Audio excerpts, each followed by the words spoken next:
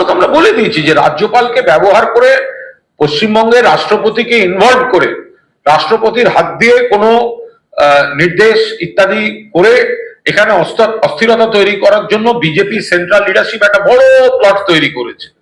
এখানে অন্য রাজ্যের মুখ্যমন্ত্রী যাকে বিজেপি এখানে একটু ব্যস্ত করতে চায়, সক্রিয় করতে চায়, তার কাছে রাজ্যপাল যাচ্ছেন। এখন সেখানে বাংলা নিয়ে কি চক্রান্ত হচ্ছে বা চক্রান্ত হচ্ছে কি না,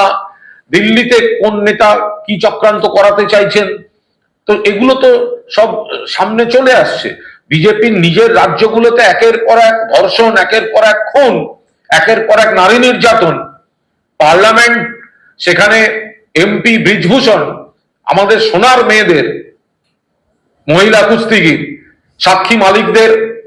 প্রতিবাদের সময় দিল্লি পুলিশ গিয়ে মেয়েদের উপর লাঠি চালায়, আর যার বিরুদ্ধে অভিযোগ সে পার্লামেন্টে নরেন্দ্র মোদী